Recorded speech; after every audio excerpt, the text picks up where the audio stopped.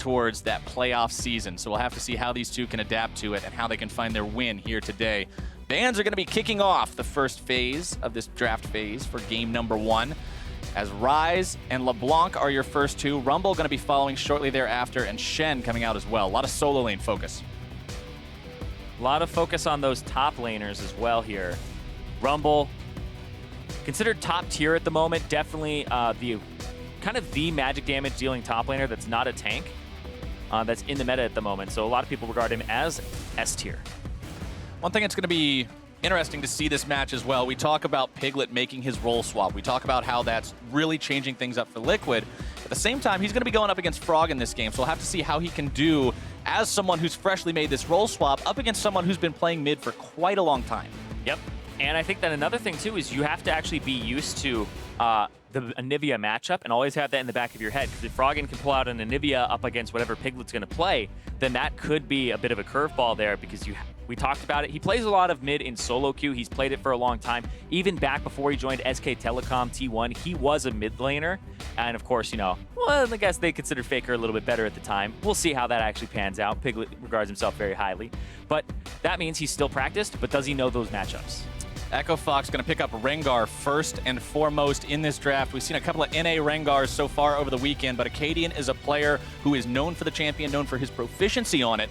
So we'll have to see if he can manage to clean that record up a little bit. Yeah. Show us what the NA Rengars are really made of. So there's NA Rengars, and then there's one-trick Rengars. There's NA Rengar. Right, there's NA Rengar. Yeah, that's what Akaadian is in my mind. He's the NA Rengar. He played one yesterday. Actually had a pretty good showing on it, but it did go downhill with the team composition a little bit later in the game. But I do want to talk about Lourlo here, locking in the Camille. Don't know where that'll go because it is a flex pick. We all know that Gates played it in the bottom lane. But Lourlo was kind of the unsung hero in the games. Piglet had a 20 kill, 4 death, 19 assist match, but Lourlo was 8 kills, 3 deaths, 29 assists. So Lourlo did as well as Piglet in those matches. Yeah, they both went completely crazy, so we cannot count this guy out of things.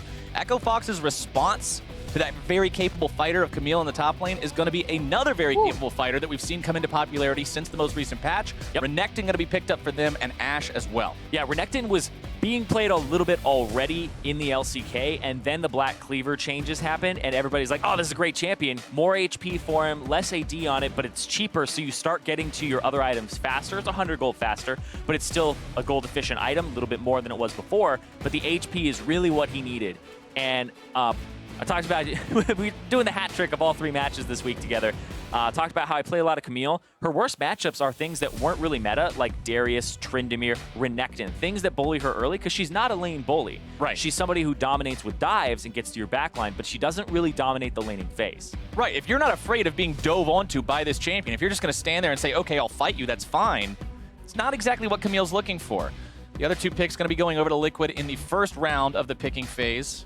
Well, the first half of the picking phase, I guess I should say, are going to be Kha'Zix and Karma. So we're going to have the Rengar-Kha'Zix classic matchup between those two, the lore intense dynamic as the second part of the bans has begun. And we're going to see Zyra and Nami removed by Liquid, focusing onto that support role, while Jhin is taken out of the pool by Echo Fox. That's going to remove all 3 top-tier AD carries now with AShe chosen and Varus and Jhin both banned. Cassiopeia is going to be the final ban away from Fox this game. Yep. Mid lane pool pinched slightly, just the top tier a little bit out of there. Ryze, you also have the removal of LeBlanc and then Cassiopeia. So we'll see what Piglet ends up going with. I assume you last pick for your mid laner who's new to the role.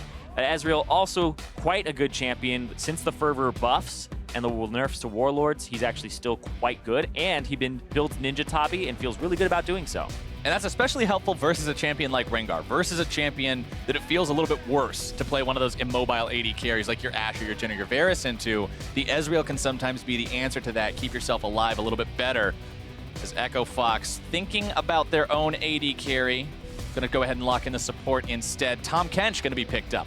Yeah, Tahm Kench prevents dives, prevents a lot of, yeah, I assume they go with the Anivia. It prevents a lot. They already had the AShe anyway. I don't know why they were thinking about the extra AD carry. Exactly.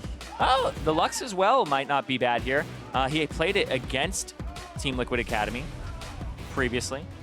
Ahri is what has been played as well. Okay. All right. He's going to go for it. We're going to see the Ahri locked in. Froggen, I believe, played an Ahri game yesterday. Yes, he did in their game 1 against Cloud9. That was the one where they had Shen, Rengar, and Ahri, and there weren't really any combinations of Shen ultiing onto the Ahri, but Froggen did have a good showing on that champion. The dive threat from Echo Fox is real right now. You've got a Renekton and a Rengar and an Ahri that all want to get into the back of your team's lines and just tear them apart. All right. Yeah, they have a lot of dive, but can you dive what just goes down and dives into a pool? That'll be a little bit tricky. It's hard. That'll be a little bit tricky. Vlad locked in on the side of Team Liquid. Piglet going to be piloting that one this game, and it rounds out their roster. I'm still going to wait on this because I don't know if that's a top lane Vladimir. Could be a mid lane Vladimir. I don't assume it's a mid lane Camille, but it has happened before. But I do think it's Vladimir. But just so I'm not spending 20 seconds talking about it. Right. We got to wait and see, just kind of bide our time a little bit, hold on here. But yeah, it's probably mid lane. He has the Ghost already. You wouldn't take that on Camille most likely. And so he's going to go up against the Ahri and play a pretty safe matchup. But the problem here is that Ahris love taking Ignite, and they will take Ignite into the mid lane. Now, as a dirty Camille picker, I expect you to know the answer to this question. If somebody gets hit by the Hextech ultimatum, and then the target is gobbled up by the Tahm Kench, he can carry them out of the ultimatum. No. He cannot? No. He spits them out, and then they snap back into it. The Hextech ultimatum, you cannot leave by any means. Not even the Tahm Kench Express. Unless Camille leaves first. You can blast Interesting. You can blast cone her out, and she'll fly out, and it'll end, things like that. But even if Zed ulties you and his shadow is a screen away, you ulti him, he tries to snap back to the shadow, he ends up on the side of your Hextech ultimatum. So there's no way for Tahm Kench to get Keith's Ashe out of there. He can hold him. He can hold him. He can try to protect him while he's inside, or he might be able to eat the Camille and spit her outside of the Hextech ultimatum. If he does get those full stacks on her, yes. All right. Interesting interaction. See, I wouldn't have known that. That's why we've got this combined knowledge here. Yeah. Making it all possible. But we're loading on to Summoner's Rift for game number 1 between Echo Fox and Team Liquid. A best of 3 to decide who's going to start clawing their way out of the bottom of the ladder and get up there closer and closer towards those playoff spots. Yeah, like you were saying, our combined knowledge, I always play what's new. I always play, like Camille comes out, I'll play that for a whole bunch. I've played a ton of the New York, etc., just in case it pops up. Look at you making your informed decisions based around your professional position, where I just play Purple Scorpions. It doesn't make you look good in solo queue when you're sitting around like D4 because you're playing all this new because you just play all the new stuff all the time. If it makes you feel better, you still get made fun of, even if you climb up to D1 because you only play Skarner. That's true. Yeah, it's a good time. Either way, Echo Fox setting up shop as a 5-man brush camp. Well, it may be an invade here. They brought Looper along, but okay, there you go. Because he's walking away. It was just a defense here. They thought there was going to be an aggressive invade, which is not uncommon when you have a Camille. Camille can take E level 1 and not feel bad about it as long as he gets in there. But Lourlo has already put a skill into the W. Yeah, he has no interest in going for the invade now. He's pretty much just said himself, hey, I'm going to watch the entrance, and then I'm going to go straight to lane. Yep, also got Longsword 3 potions. I assume it's a Tiamat rush. Could be a phase into the Trinity Force, but you'll typically go for the Tiamat because Camille doesn't have natural wave clear. Her tactical sweep has too long of a cooldown, too high of a mana cost, and not enough damage, it's percent HP, to actually clear out minion waves effectively. So you rush the Tiamat, and then you get yourself to the Trinity Force as soon as possible afterwards. And usually the Sheen is prioritized in that Trinity Force, and then because of the synergy with Precision Protocol, the ability to convert the Spellblade into the true damage. Yeah, that's actually insane that when you hit level 18, the true damage is actually the whole thing. So it's 100% of it, and it actually converts the Trinity Force into it too. And Keith, that's a little bit of a misplay there. You shouldn't be standing in the minion wave, let alone in front of your caster minions like that when you're up against the Karma, because that's a double whammy. Matt gets to use the Mantra Q and hit the wave for damage and push it, and he gets to hit Keith. So it's a big misplay there, especially when you're playing a double ranged into a melee support. Right. Tahm Kench is always going to have problems against things like the Karmas and the Namis and the stuff that's just going to bully him around in lane. So you've got to take every advantage you can find to avoid those kinds of situations. And in general, I'm kind of going to be watching both AD carries this series, because these are two guys. We talked about how Youngbin didn't have the most impressive start with Team Liquid, and we also haven't seen just this phenomenal performance out of Keith so far this entire split. So both these guys are generally considered not among the greatest. Yeah, they're definitely AD carries that people think are near the bottom of the standings. I'm interested right now in what ReignOver's doing because it's a full red side clear. He doesn't have enough mana. I assume he goes for a back after this. It's a really unhealthy clear. Yeah, he's got 150 HP. I don't see him accomplishing anything else.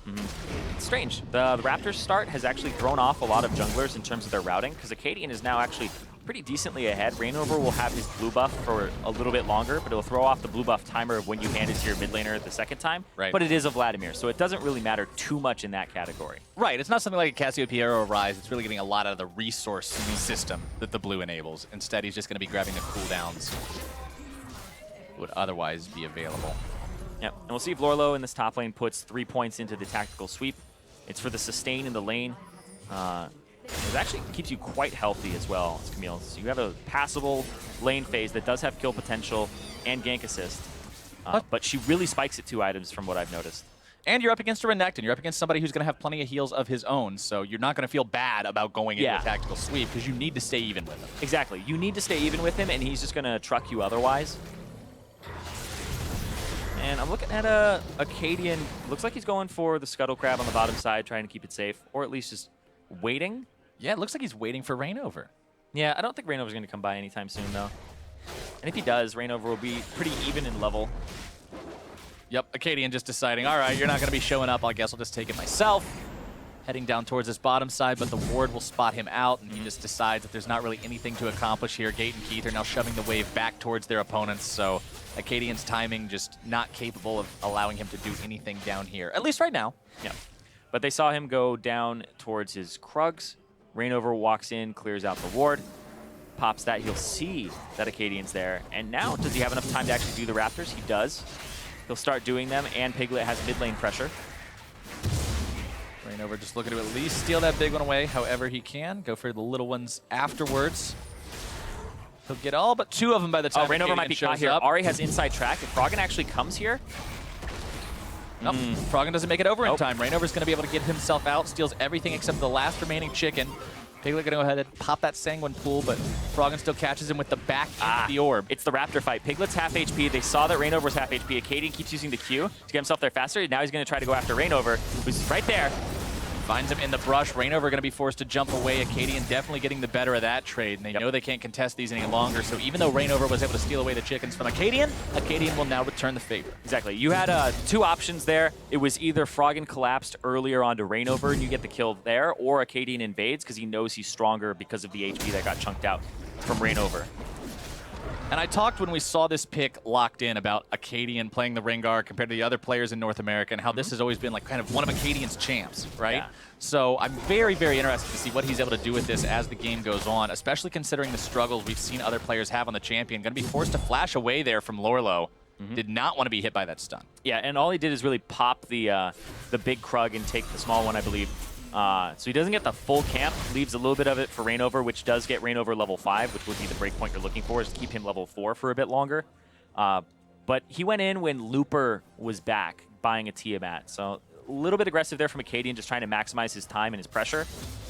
But now he doesn't have a flash, and Lourlo hits 6, so Looper does have to be careful, because Camille gank assist is so easy to execute on. You can actually buffer the E, or buffer the R, while you're in the E, so as soon as you fly out, you will R them and connect. And it's so very difficult to deal with that. Camille, by the way, did go for 3 points in the tactical sweep, exactly like we were expecting. More healing power in lane, more trading power early. Going to allow her to scale into that monster, hit that 2-item spike that you mentioned, where she really starts to shine, and she's really going to be that much more difficult to deal with. Yeah, the percent HP of the tactical sweep and the heal based off of that is incredibly good to level up. And then the Q, the Precision Protocol, really matters when you have the Sheen, like you said, and also matters when you have more AD, so that the physical damage on it is multiplied. Right, you don't feel good about it max, like putting points into it at levels 3, 4, and 5, but you know, you get to level 7, level 8, level 9, where you have those stats, you have the Sheen, then it's going to start to feel juicy. Yeah, and the cooldown will go down as well, and then you have the Trinity Force with 20% more on top, so it's just full rotation, then it's about back up again. Akaadian, though, level 6. If he dedicates a gank to Lourlo, there is a lot of escape potential. You can E, just make sure you block her path, because she can actually E through champions on the first one, not the second, and look at that. Froggen may want a piece of this too. Wards are put in place, though, a control ward in the tri-brush and also a ward in the top lane brushes. Yeah, it's interesting because now the supports are coming off of their backs and going towards the mid lane here. Looper utilizing the power of that Renekton and the power of his nearby allies to zone Lourlo completely off of his own turret, getting himself a advantage in farm as well as experience here. Yeah, and now they're collapsing onto red. I actually think this is, okay, good. Froggen canceled his recall. I was like, if Froggen backs, that's actually a misplay. But this is 4 people from Echo Fox or 3 people from Echo Fox to the 4 of TL, because here comes Karma. He's up here. Oh, they got to be real careful about this one. Matt going to be jumped on. Froggen looking to make the moves. He's almost completely out of mana. Akaadian going to be burned down. Tries to jump himself back over the wall. Can't quite find the damage. First blood over to the Blood King himself. Vladimir. Piglet cashes in. Piglet with the first blood there. He's down in CS. The lane's been a big struggle for him, but Matt is there. Matt helps him out, draws a lot of attention, and then turns out that they end up picking Akaadian because he didn't have that flash from earlier. Good stuff from Liquid. Getting that extra body there was what they needed to make sure they came out on top. Yeah, and you can see this is just 4 people here. Tahm Kench not even nearby. Froggen is hanging out, and he goes after Matt to try and blow up the squishy, but he doesn't have enough mana to continue this, and Matt blows the exhaust. Akaadian, okay. So the Rengar ulti ends up coming off of him, so he doesn't get the automatic crit, and you only crit the person that you have the eyes on. The closest person to you, the one that you have vision of, is the one that you will jump and get a crit on. Not if it's just somebody that you can see. That's not the closest one. So not getting that crit prevented him from being able to have close to the amount of damage that he would have needed to secure that kill. May have not been enough. Yeah, it still might have not been enough even if he did get the crit, but not having it pretty much sealed his fate as Matt still had flash available. You saw Akaadian burn his flash a few minutes ago when he was topside, having to run away from Lourlo. Without the extra ability to close that gap and follow that, he was donezo. And Liquid ends up grabbing themselves the first blood. However, they are still behind in gold overall. Yeah, and a lot of that is Piglet in the mid lane with his CS deficit, and top lane. They have 2 losing lanes at the moment. So you see top about 200 back. Piglet's actually even now off of the first blood kill. And then in the jungle, it's even now as well. So it's pretty much just that top lane's deficit, as well as a little bit here for Keith over Youngbin. Yeah, really big CS differences in both of those solo lanes right now, as they're just doing a great job out-farming their opponents early on. Froggen going to be past this blue buff. And we already mentioned how Piglet, like not having a blue buff on Vladimir, you lose some cooldowns. It's not the greatest thing in the world, but you don't have mana to maintain. Froggen's going to get a lot more use out of having it. Yeah, I actually think you hand this to either your Ezreal or you take it yourself as the Kha'Zix. Just because it's so much better to have there. I don't know.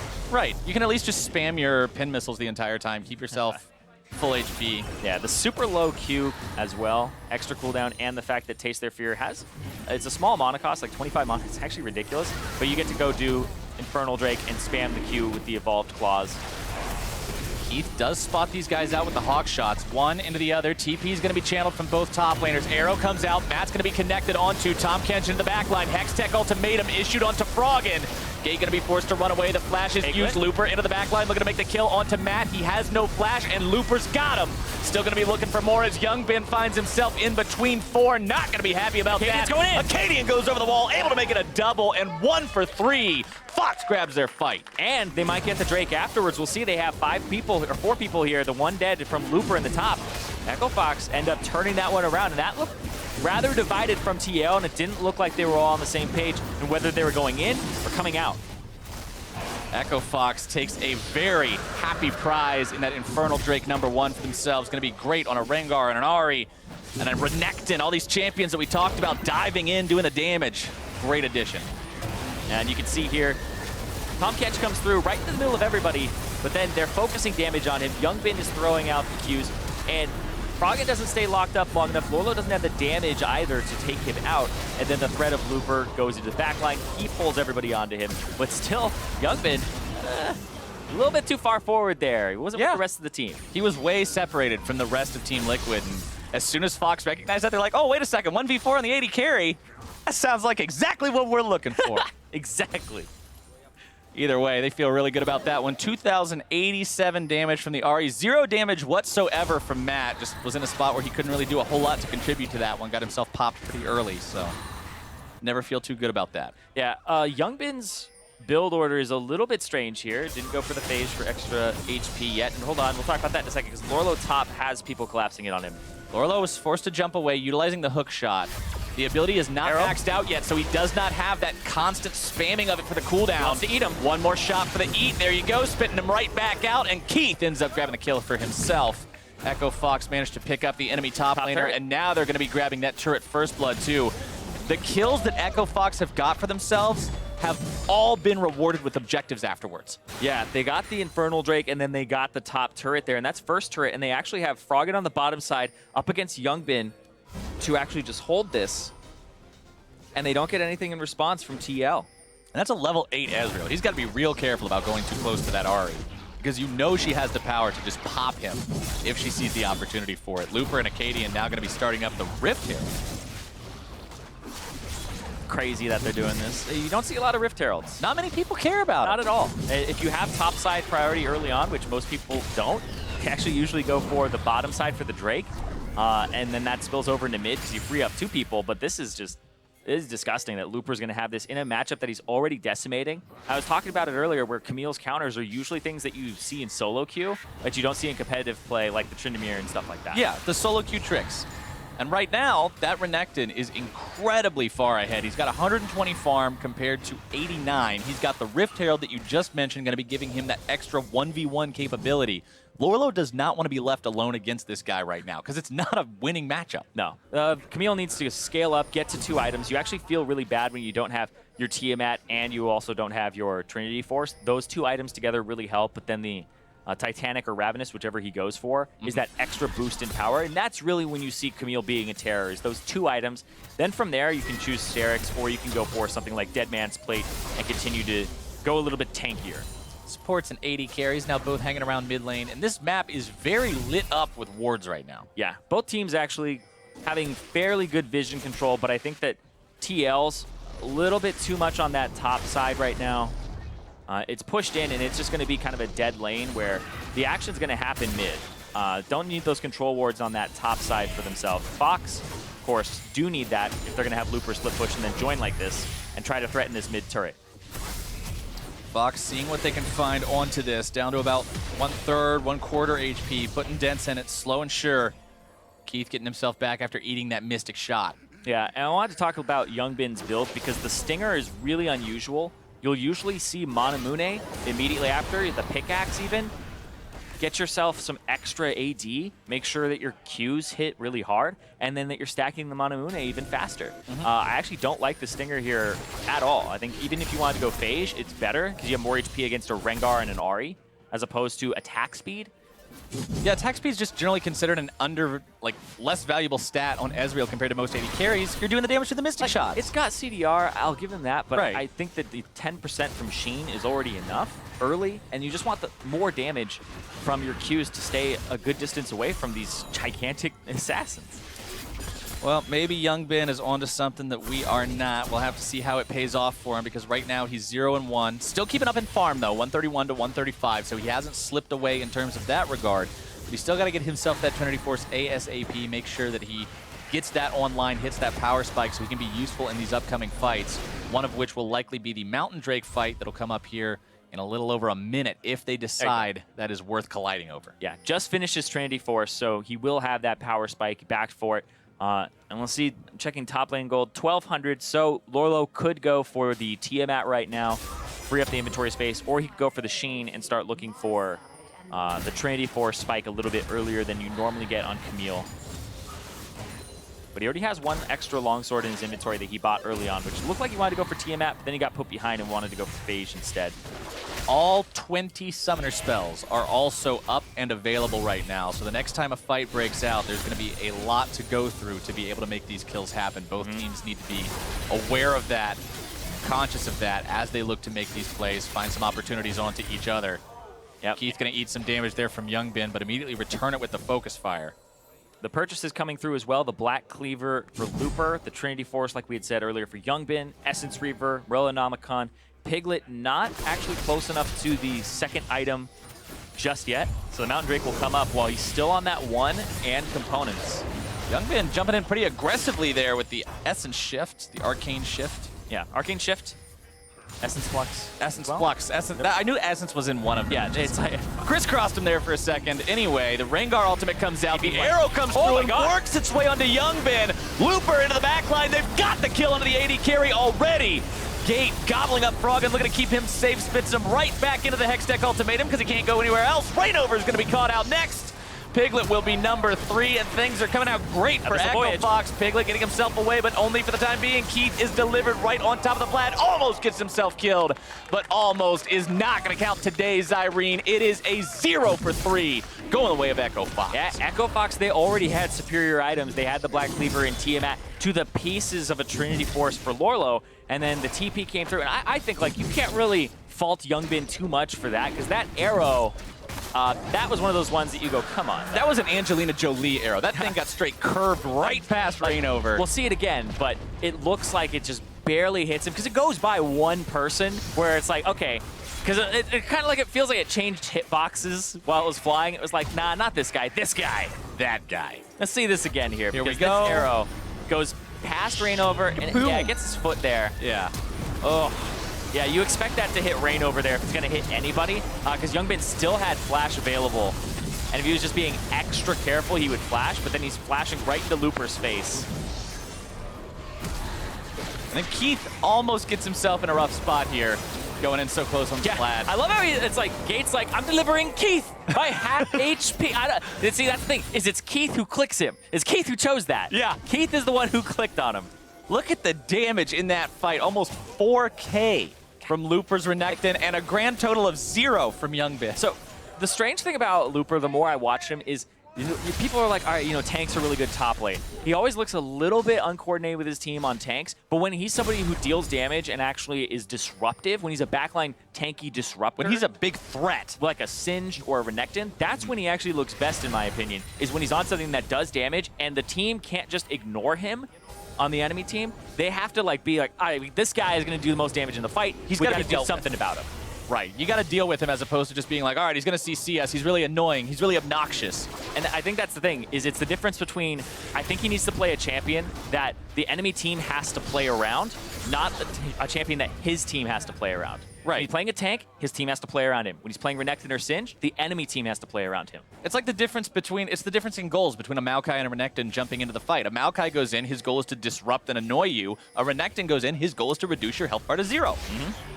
When Looper plays on those second types, he seems very, very effective. 3-1 and 3 on the Renekton right now, 185 CS compared to his opponent's 153. The Camille just not doing a lot so far this game for Team Liquid. Yep. The Camille definitely takes a long time to come online, and then it can deal with those backliners. It could be very handy later on, but right now, TL are kind of looking at 6,000 gold deficit at 20 minutes. It's looking pretty grim for them right now, but they do scale pretty well with the Vladimir and having the Camille, whereas Renekton will fall off at some point. And Lourlo, this is risky because I don't think he has the damage yet. Lourlo's looking to fight Froggen if he can. Froggen getting himself out of the heal from Lourlo, but now Froggen is caught out. Gonna be using the charm, trying to buy himself some time. Here comes Gate looking to show up and keep him alive. Not gonna be able to do it. Froggen looking to make the play and get himself in Gate's belly, but instead they're both just gonna be going straight into the jaws of defeat. Lourlo and Team Liquid grab themselves 2 for 0. Froggen tried to flash over to Gate so he could eat him. That might be Baron. Akaadian looking for Youngbin. Not going to be able to find him. Youngbin gets himself over the wall. Yep, just providing threat, doing something, because they all were pinging Baron and running past it. They have the Kha'Zix, but Akaadian was still up, and he dove Youngbin, who was having to clear out the young mid lane. The young mid lane for Youngbin. At least he didn't get himself killed by that Rengar. But that was just poor Froggen, man. He even blows the flash, trying to get close to the He's like, eat me! Eat me now! But it doesn't work out. Gate just ends up not being able to do anything with it. And Echo Fox drops 2. Liquid at least finds themselves a little bit of reprieve from the situation that has been nothing but Echo Fox successes up until that point. I wasn't watching the minimap on that previous play. It looked like Lourlo was just trying to go for a 1v1, a man's duel. But it's a team game. I forget that all the time. Yeah, sometimes you just want to man fight the guy in Baron Pit, and then he actually brought his whole team into the brush beside Not fair! Yeah! You said 1v1! But threw down the Hextech ultimatum, and it gave enough time that Froggen couldn't escape. You can't use Ahri dash or anything like that to get out. It'll stop it on the edge. And he tried desperately, but it still wasn't helping him. Spirit Visage now done on Looper's Renekton, so he's going to be that much more resilient against the magic damage coming out from his opponents, most of which will be from Vlad, but also some from Karma. The Vlad also, with the Abyssal Scepter and the Proto Belt done, means that if he can get himself onto Keith, or if he does get a chance to do some damage to Froggen, it is going to have quite a punch behind it. Yeah, it's definitely going to have a large punch behind it. The question, though, is, how long is this punch from Echo Fox actually going to last with that Renekton? He's most of their gold lead with 2,000 gold up over the Camille, but the Camille definitely makes better use of that gold as you hit mid-late game. Absolutely. Renekton's kind of got one of those timers on him. You've got to make the most use of it out of your Renekton as quickly as you can. He's done a good job so far. Yeah, absolutely has. Absolutely has. We're still only 23 minutes into the game. We're not in the hyper late game by any means, but Fox has to keep that in mind. And you think about Echo Fox and their issues were closing games out quickly and shot calling from ahead to the point where they can just get these inhibitor turrets down, get these tier 2s down, because they have a large lead, but they're still not cracking these tier 2s. And if Baron's the way that they're even going to get to these tier 2 turrets, that's a little ridiculous. It seems like they can't play the map to this higher level. Right, the tier 2 turrets, sometimes you see teams stall out a little bit going towards those, but it shouldn't be something that requires Baron to break. It's not like the inhibitor line where you have an entire wall and then just a slight path through it. Especially when you have a fed Renekton who's a big split pusher. He should be able to 1v1 something like a Camille at this point in the game. He has the Rift Herald buff. Echo Fox just not seeming to be able to find what they need here 24 minutes in. So what's going to happen here is TL are actually going for the top lane, and they're sacrificing Mountain Drake positioning over to Echo Fox, which would be Echo Fox's third Drake of the game. And I like this. I like how Youngbin, or sorry, Keith is going to go for mid alongside Gate, and they're going to get priority there in exchange for that top lane, which just got instantly cleared out by Looper. Good decision from Echo Fox, getting a chance to find some damage onto this turret. Akaadian should be more than capable of soloing this Drake down by himself. This Team Liquid will not be able to find their mark there in the top side as they wanted to, but you mentioned that they give up Drake priority, but that's not a fight they ever wanted to take anyway, obviously, with being so far behind in the fights, just never going their way up until this point. So you can't fault them for wanting to find something else instead. Yeah, I do think that TL probably put too many people top looking for the dive when it wasn't going to happen, because Looper just walks up afterwards, and that could have been a tier 2 going down if Echo Fox had a minion wave mid. Now all they got's that one poor little minion with a Scryer's Bloom on his head, and he already got shot. Minion life is rough life. Constantly running down the lane only to get yourself killed by a bunch of massive AoE abilities usually. It's a metaphor for real life. Wow, okay, we got a little bit deep here on... That's a little bit too deep for a Game 1 cast, man. You gotta save that at least for the Game 3. Some of us are just, you know, melee minions. Some of us are born with different talents. I was born a melee minion, man. We were born casters. Oh, fun. Yeah, audience agrees with me. No. No. Akaadian grabbing himself the Gromp. Pretty threatening right now on this Rengar. Got himself the Serrated Dirk, the Null Magic Mantle in his inventory. Says that he's going to be looking for the Edge of Night next. Popping the ultimate, looking to go top, looking for Piglet, finding some nice bursts initially. Gate is here as well. Froggen going to be showing up too. Lourlo looking to join the fight, keep his mid laner alive if he can. Going to be taken down below half HP. Forced to flash away. Looper into the middle of 3, still looking to make the moves if he can. Lourlo going to be killed now as Youngbin jumps himself over the wall.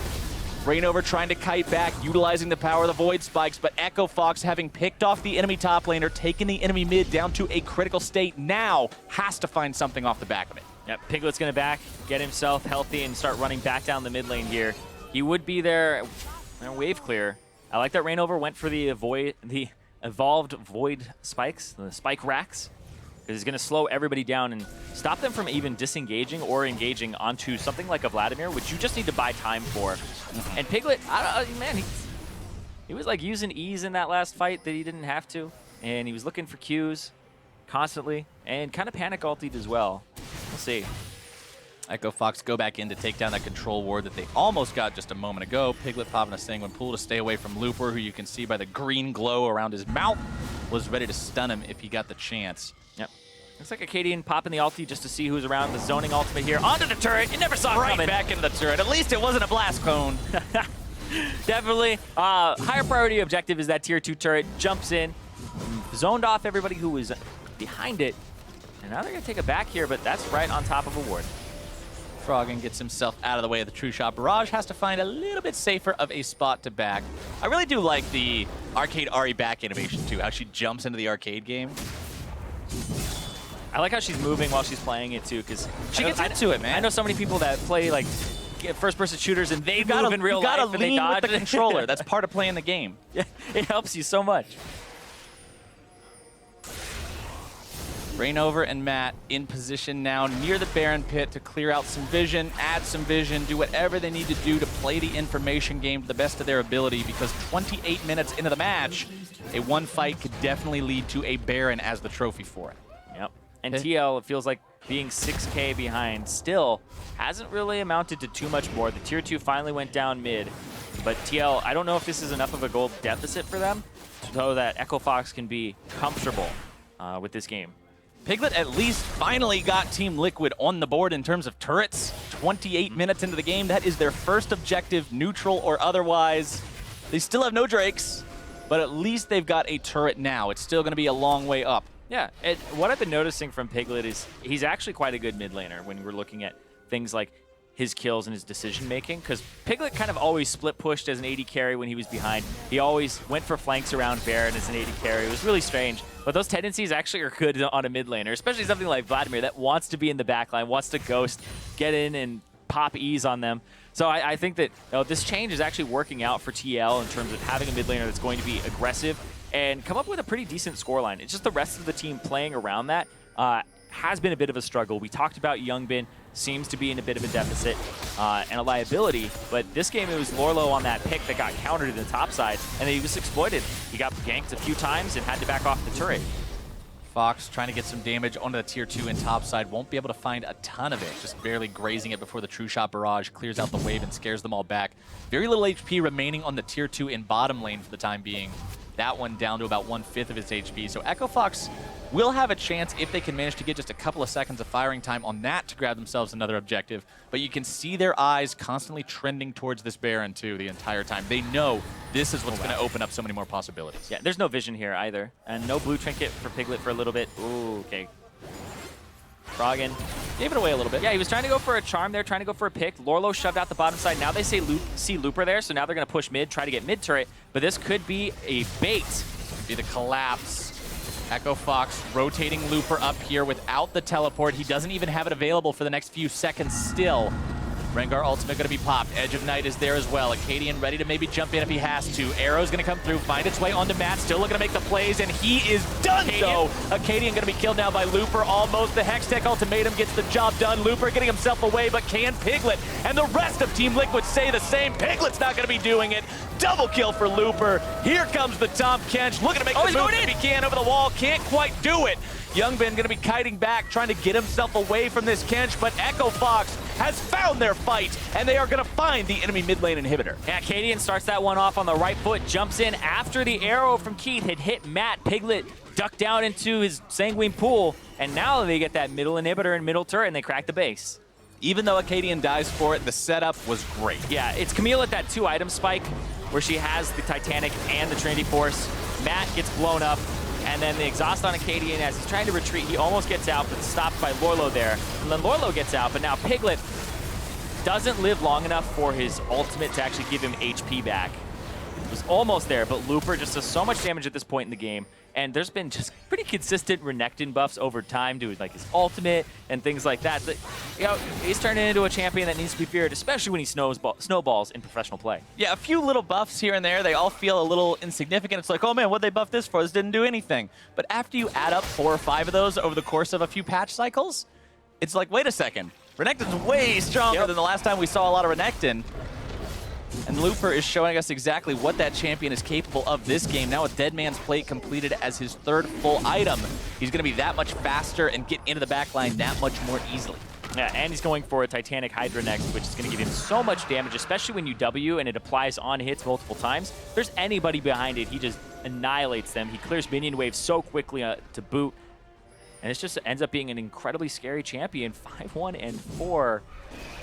Tied for highest kill participation on the team is a top lane Renekton. And that was also the final elemental Drake of the game, the 3rd mountain going to Echo Fox. So if they get a chance on either the Baron or any of these turrets, they're just going to cut through them like butter. Liquid has to be aware of that. They know that everything from this point on has to be a very clean execution if they want to stop the imminent Fox victory. Yeah, it's about 7,000 gold advantage for Echo Fox, but those 3 Mountain Drakes are worth so much, with Elder Dragon being the next one that's on the table, and the Baron being up right now. This is just... Looper could go back to splitting. They have so many options. he could just jumps into the wave, presses Q, presses T, and everything's dead. It's like you could go top, and now you have a Renekton with triple Mountain Drake killing turrets. His Rift Herald buff is about to expire in a minute or two, and you can just get complete control of this area. He can walk in. He can just do this, what is it, walk into 1v5? 5 people, doesn't even care too much about it. Damage going to be coming in from over the wall. Piglet going to be forced to pull, getting himself away. ReignOver is going to be popped almost instantaneously. Piglet going to be targeted next. Froggen looking to make the damage happen there. The chain CC comes out, and he is going to be going down. Lourlo issues the Hex Tech ultimatum, but immediately forced to retreat. Akaadian going to be spit right back out, exhausted, but it will not matter. Matt's going to be dropping, Youngbin's going to be dropping, and Echo Fox is popping off. They're looking to end this game. They've got everything they need. 14-5. Team Liquid with one man standing to somehow pull off a miracle. Yeah, Lourlo doesn't really have anything left either. Hey, he's got a tactical sweep. You just give him a little dance. Yeah, show him what you're made of. Give him the moves. Oh, didn't even get his E on the Nexus. Those are not the moves we were talking about, but they're exactly what Echo Fox was looking for. That's game one going their way. They'll take a 1-0 lead in this series. Echo Fox, quite good there from beginning to end, and I think Looper counter matchup top lane, 7-1-7 at the end of the game. Only missed out on one unassisted kill there. And Keith also backed him up pretty heavily too. So Echo Fox, we were looking at Froggen saying this guy is playing well in the mid lane. He did play well in their previous set, but when we were looking at the rest of the team, because Looper didn't have a good showing previously, but this one was solid. And Keith had some really good arrows, too. We saw the arrows find their way onto Youngbin, onto ReignOver, onto multiple different people.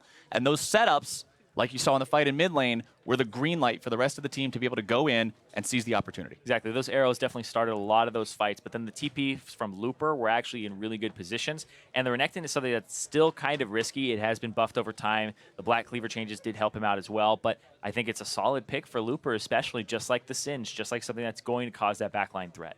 It just seems stylistically to match so perfect with what Looper wants to do, diving into the back line and making that huge impact. And I think that's the interesting thing, because when a tank dives in, it's like, oh man, just ignore that guy, or, you know, soak damage into him while you can. But sometimes you'll ignore the tank, and it keeps threat off of Keith when there's this gigantic thing that takes so much damage to kill, like a Singed or Renekton, and it's actually killing your carries, right? Yeah. So it's a big thing that they have to worry about, but for Looper, it does look like it's a good fit.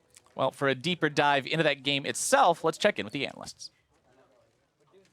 Thank you very much. Great cast today so far. I'm once again joined by Mark, and we're going to talk about Echo Fox winning pretty handily over Liquid here. Yeah, I mean, it was a pretty, not decisive game where, like, they crushed them and it was like a stomp, but there was never a moment where you could really look at Team Liquid and say that they were in a good position. And I think it basically started in the draft for me, where things were looking okay. They were setting up some kind of split push comp with Camille.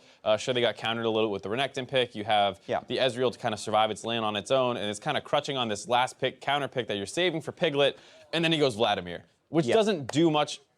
In lane, it doesn't do much for the team comp. At best, it just survives Echo Fox's team comp when you really want some kind of high damage wave clear mid laner to give your Camille time to get online. And I want to kind of dive into that part a bit because in general, I agree. I think there's a devil's advocate point to play here, which is that you're against Echo Fox, and you just saw them play up against C9 where, like, they hard camped with Akaadian on a Froggen's lane. And if you're like, the only way Echo Fox wins, air quotes, is if they hard camp mid lane, let's play someone with Sanguine Pool so that I won't die. Now, of course, they still lost, and you can see it didn't play out, and the teammates maybe are the reason, or Loopers maybe the reason for this one, but I can understand the thought process if it was that thought process of, let's try to deny a win condition and try to outplay them as a squad. Sure, you can argue Echo Fox is notoriously getting weaker if they don't get a big lead, so you say, let's just survive, we'll take some CS deficits, and then that's all we need, and we'll be fine. But you're not C9, you're Team Liquid, and I think you need to put up a bigger fight in the early game and actually try and contest them from getting their lead, because I think once Echo Fox gets the lead, they're not like substantially worse than you that they're going to lose games like that. So I think going for the Vladimir pick, it's weak in lane.